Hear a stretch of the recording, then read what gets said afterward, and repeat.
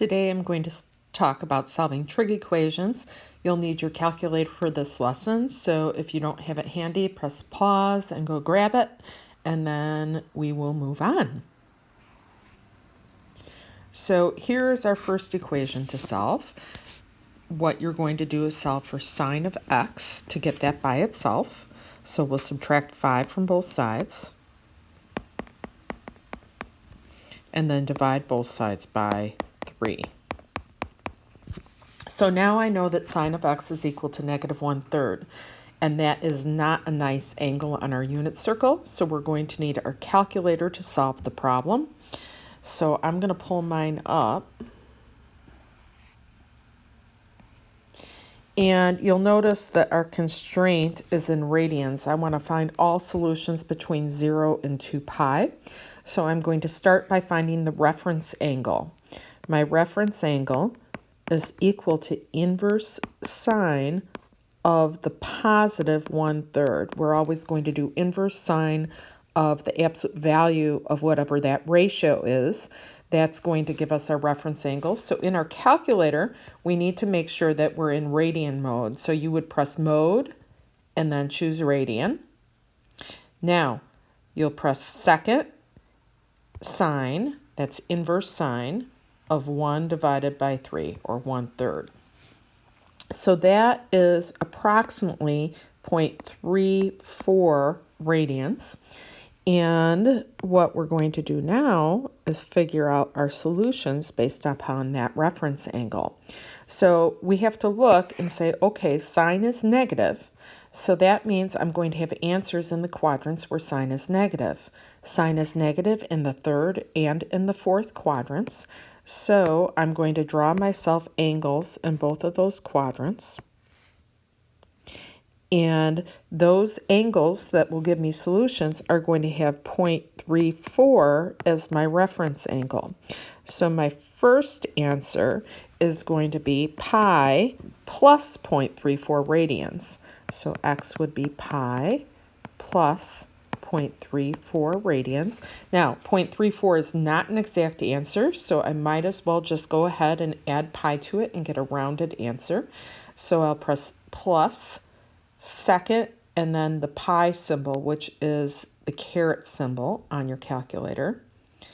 And that is 3.48 radians. And then I'm also going to have an answer in the fourth quadrant. So that would be x equals 2 pi minus 0.34 radians, because I'm not going all the way around. I'm stopping 0.34 short of one full revolution. So again, in my calculator, 2 second pi minus 0.34.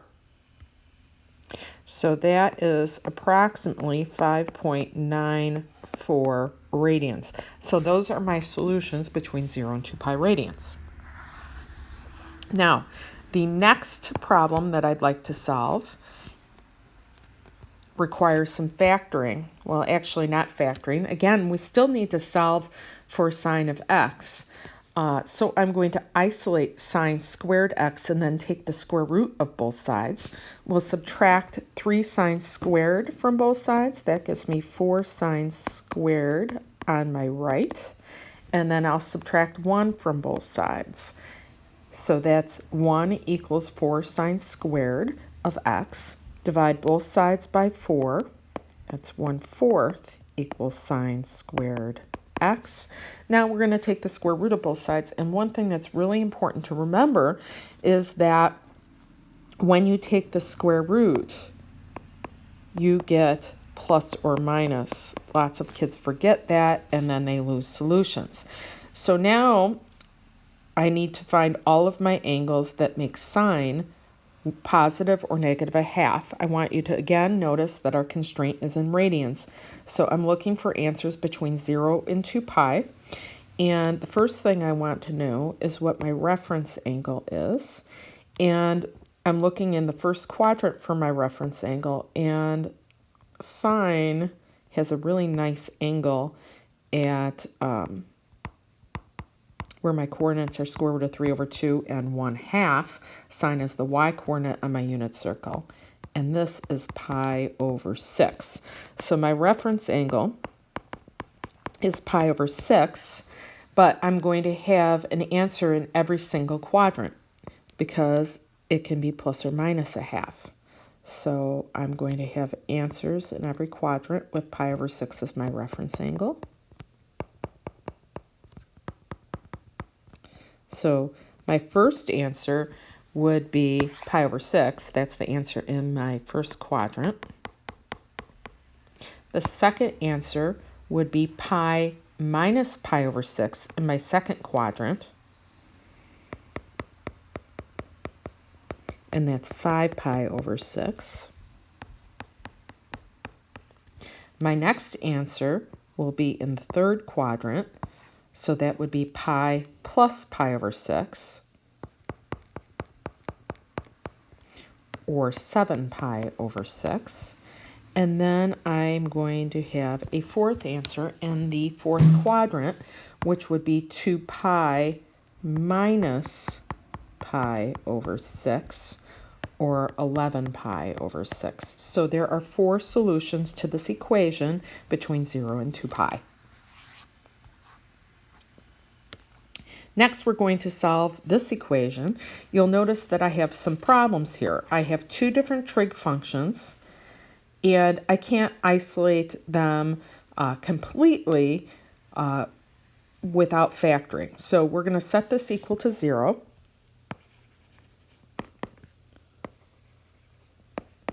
By subtracting cosecant of x from both sides. Notice that my constraint is between 0 and 360 degrees. We are going to factor out cosecant of x.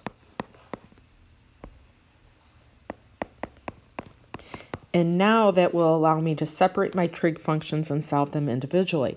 Once it's factored, I know that either cosecant of x equals 0 or secant of x minus 1 equals 0. That's the only way a product can be 0, is if one of the factors is 0. So we'll set cosecant of x equal to 0, and secant of x minus 1 equal to 0 gives me secant of x equals 1. Now, remember, cosecant of x is 1 over sine of x. So I'm going to change it into terms of sine because I know values of sine much better. So 1 over sine of x has to be 0. Well, that means that sine of x, 1 over 0, is undefined. Okay, the reciprocal 1 over 0 is undefined. And sine of x will never be equal to 0. So you could also think about it like this. If I were to cross multiply, I would get 1 equals 0, which never happens. So this part gives me no solution. Now, looking at secant of x equals 1, I'm going to change that into cosines because I know 1 over cosine is secant of x. So that gives me cosine of x is equal to 1. Well, cosine of x equals 1. Think about it on the unit circle. That's where my x-coordinate is 1, and that happens at 0, and also 360 degrees. But 360 degrees is not part of my constraint, so I will only have one answer here, and the answer to this equation is 0. So one answer. Here's the next equation I would like to solve. I want you to notice there's no way to isolate just cosine of x, so I'm going to have to set it equal to 0 and factor it. So that gives me 2 cosine squared x minus 9 cosine of x minus 5 equals 0. Now, for those of you who are bothered by this equation is really just in this form. 2a squared minus 9a minus 5 equals 0. So we have to factor that. We're going to factor by multiplying our a and our c, our 2 and our negative 5. That gives me negative 10. And now I need to think of numbers that multiply to negative 10, but add to negative 9. Those would be negative 10 and positive 1. Remember now you have to take each of these and divide by the leading coefficient, which is 2. and then simplify if you can. And now these are the coefficients of my factored form. So this becomes cosine of x minus 5 times 2 cosine of x plus 1. That equals 0. Now, one of these, if either of these factors is 0, that will give me a solution. So I can set cosine of x minus 5 to 0 and 2 cosine of x plus 1 to 0. I'm going to solve each of those. Cosine of x is equal to 5, or cosine of x is equal to negative 1/2. Now, remember, the highest value for cosine is 1, so this would not give me any solution here. But I know of values that will give me a cosine at negative 1/2. Now, first again, I'm going to think about my reference angle. I always think about the first quadrant. So cosine is a positive 1/2 at 60 degrees. Notice we're in degrees. It's where my x coordinate is 1/2. So I know my reference angle is 60. Now, since cosine's negative, I'm looking for answers in quadrants where cosine's negative, which would be 2 and 3. So I'm going to go ahead and draw those angles there. So those solutions will be in those quadrants with that reference angle. So my first solution is 180 minus 60, which would be 120 degrees, or 180 plus 60, which would be 240 degrees. So two answers to this equation, 120 degrees and 240 degrees. I'd like you to give this problem a try. Notice that our constraint is in radians between 0 and 2 pi. Press pause on your video, and when you're ready for the answer again, press play. So here's my solution. I have to set the equation equal to 0, and then I factored it. I factored a little bit differently here. I split the middle term, and I factored by grouping. If we did bottoms up, we get to the same place. We set each of the factors equal to 0. That gives me cosine of x equals 1, or cosine of x equals negative 1/2. So thinking about cosine of x is 1, that's x on the unit circle. That happens at 0. Cosine of 1/2, remember that our reference angle in the first quadrant, where cosine of 1/2 is pi over 3. My coordinates here are 1/2 square root of 3 over 2. Then I'm going to have answers wherever cosine is negative. That's in the second quadrant and in the third quadrant. So I'm going to have answers here with pi over 3 as my reference angle. So that's pi minus pi over 3, which is 2 pi over 3. And then I'll have another answer in the fourth quadrant, pi plus pi over 3, which is 4 pi over 3. Those are answers between 0 and 2 pi.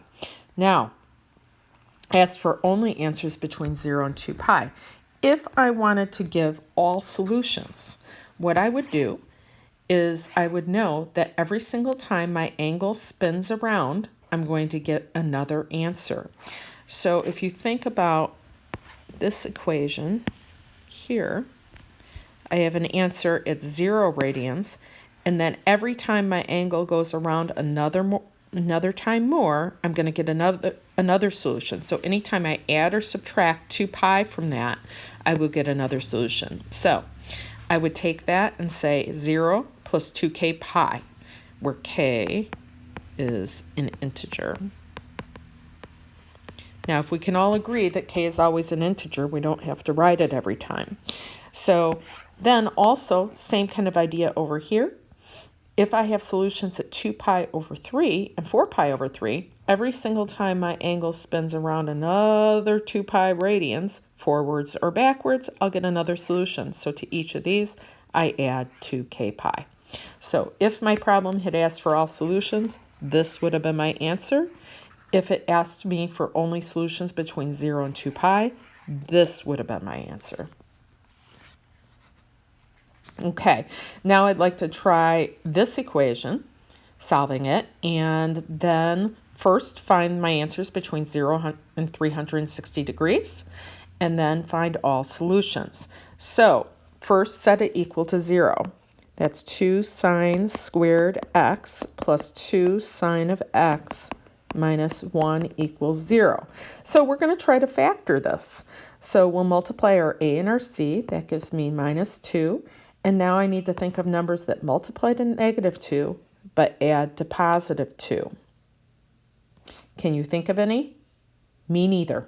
So then I cry just a few tears, and then I remember, oh yeah, I can use the quadratic formula. So that's what we're going to do. Sine of x now is the opposite of b plus or minus the square root of b squared minus 4ac all over 2a. Substituting in, remembering this is ax squared plus bx plus c equals 0. Opposite of b is negative 2 plus or minus the square root of b squared, which is 4, minus 4 times 2 times negative 1. So that is minus a negative 8 all over 2 times a. So let's simplify that. It's minus 2 plus or minus the square root of 12 over 4. We'll simplify the square root of 12. That's minus 2 plus or minus 2 square root of 3 over 4. Continuing to simplify, that is minus 1 plus or minus the square root of 3 over 2. Wow, that's ugly. Okay, what to do? Well, I'm going to have to come up with a decimal approximation, and I know I have 2 answers here. Or, let's erase this. Sine of x equals minus 1 plus the square root of 3 over 2. All right, time to pull out my calculator. There we go. Oh, it went away. Try again. Okay, time to pull out my calculator. All right, now be really careful about how you enter this in your calculator. What's not shown here and what's assumed is that your whole numerator is in parentheses. Your whole denominator is, but it's just one number. So you've got to make sure you enter it that way. So we'll do minus 1 minus the square root of 3. And then I'm just going to press enter and then divide by 2. So I get sine of x is approximately negative 1.366.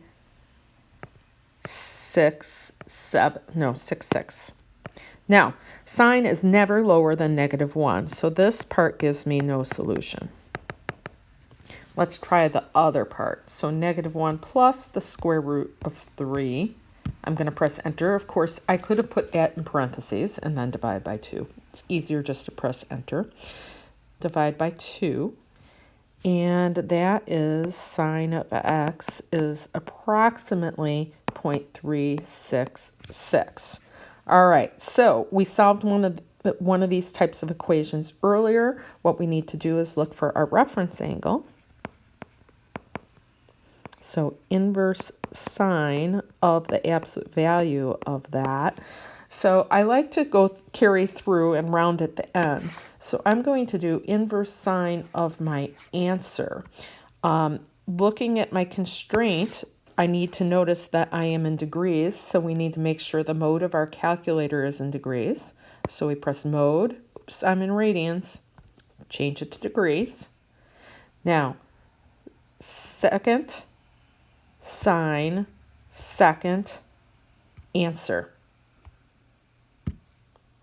That gives me a reference angle of 21.5 degrees approximately. Now, the next part is I have to look and say, all right, Well, sine is positive here, so I'm looking for answers where sine is positive. Sine is positive in the first quadrant and in the second quadrant. So I'm going to have answers in both of those with that reference angle, 21.5. So my first answer is 21.5. That's the reference angle in my first quadrant. My next answer would be 180 minus 21.5.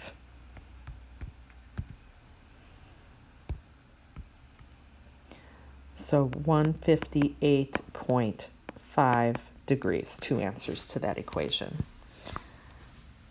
So that is my lesson on solving trig equations. My next video will be on solving trig equations with multiple angles. Have a nice day.